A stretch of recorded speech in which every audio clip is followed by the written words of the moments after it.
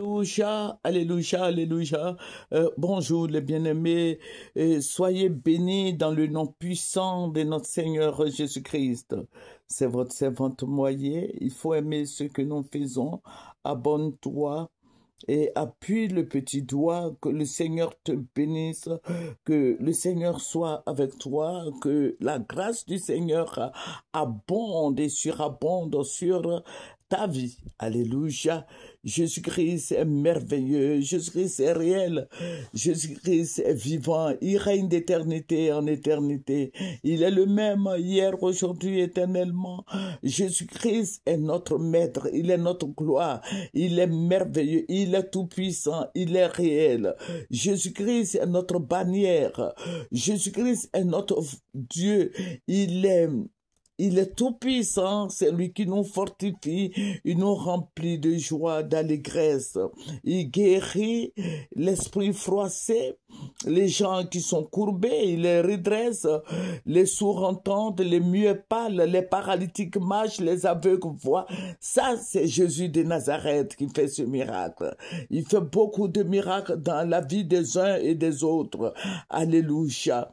Que son nom soit béni, que son nom soit élevé et que son nom soit célébré. Il est le même hier, aujourd'hui, éternellement. Jésus n'a pas changé. Alléluia. Il est le moteur de ma vie. Alléluia. C'est un Dieu. Il faut compter sur Jésus. Il faut compter sur Jésus. Laisse tout dans ses mains et il va aller jusqu'au bout. Alléluia. Que son nom soit béni.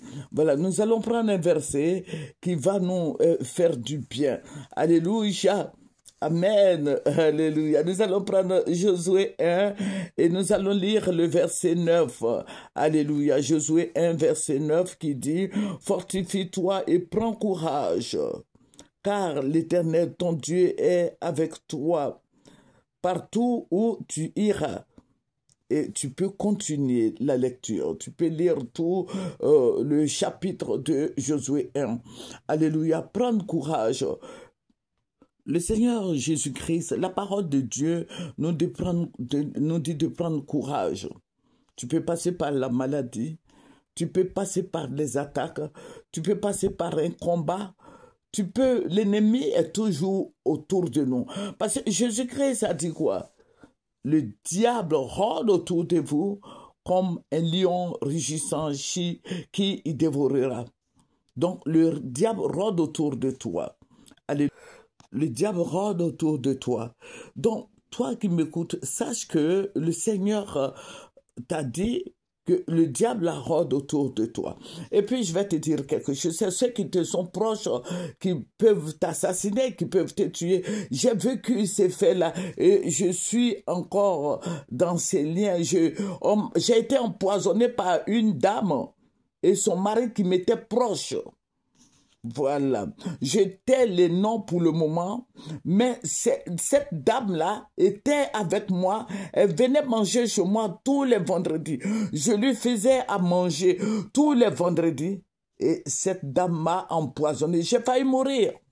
J'ai failli mourir. Je suis en train de vous dire ce que j'ai vécu et je continue de faire des analyses. Cette dame était avec moi. Elle me disait qu'elle m'aimait, que j'étais sa maman, mais oh, il y avait le mal dans son cœur. Elle est très méchante. Elle m'a empoisonné. Alléluia, elle m'a empoisonné.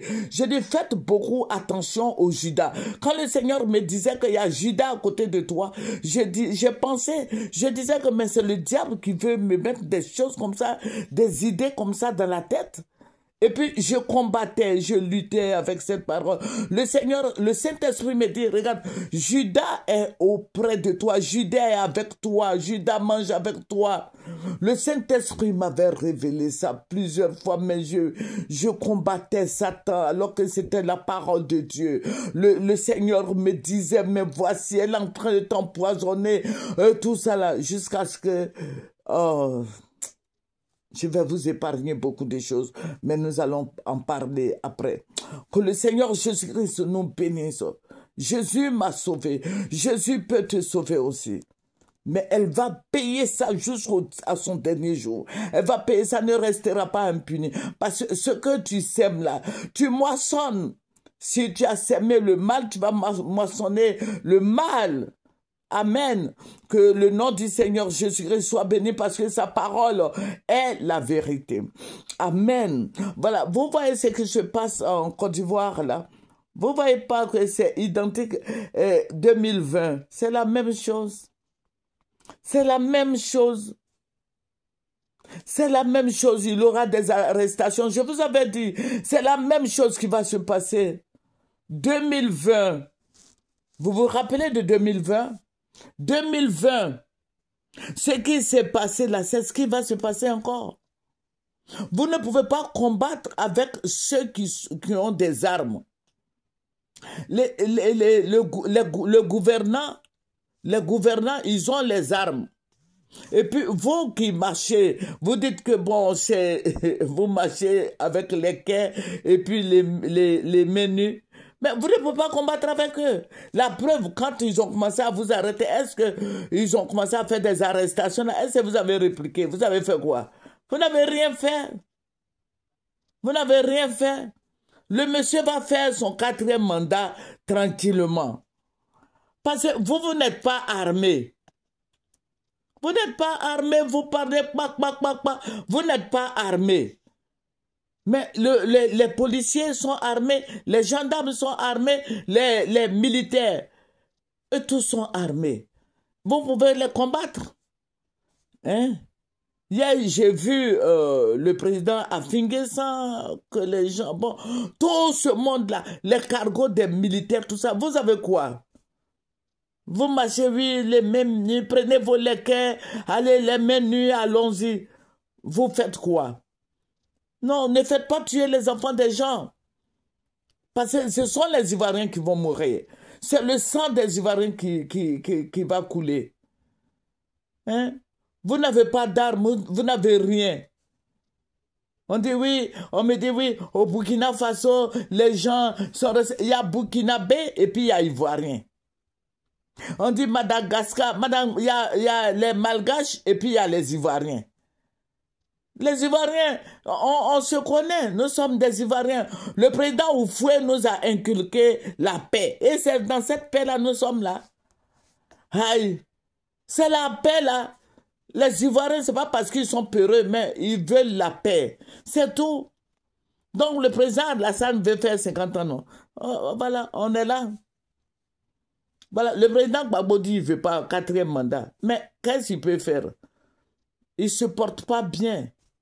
Il peut faire quoi? Même s'il se portait bien là, il peut faire quoi? Il n'a pas d'armée. Ce n'est pas lui qui est au pouvoir. Celui qui est au pouvoir protège son pouvoir. C'est vrai, le mandat du président Alassane, là, je crois que c'est fini. Mais c'est lui qui est le président. Aïe, calmez-vous. Calmez-vous. Prions pour que Dieu nous aide, pour ne pas qu'il y ait de morts. Amen. Le gouvernement a pris une décision. Ils vont vous arrêter encore. Ils vont vous jeter en prison. Vous voyez, ceux de 2010, là, ils sont encore en prison. 2020, là, ils sont encore en prison. Vous allez faire encore... Ils vont ramasser d'autres encore pour les mettre en prison. Parce que c'est le gouvernement. Le gouvernement a des armes, mais vous n'avez rien. Ce sont eux qui contrôlent la superficie de la Côte d'Ivoire. Vous pouvez faire quoi? Je dis aux opposants, Front commun, tout ça là, c'est bon. C'est bon, mais ça ne va pas aller quelque part. Parce que y a Mme Gbagbo qui est candidate, il y a Don Melo, il y a... qui est encore là même? Don Melo, et puis le président sortant. Vous pouvez faire quoi? Que le Seigneur Jésus-Christ nous bénisse. Que la grâce du Seigneur soit sur la Côte d'Ivoire, la paix soit sur la Côte d'Ivoire. C'est votre servante Moyer. Aimez ce que nous faisons.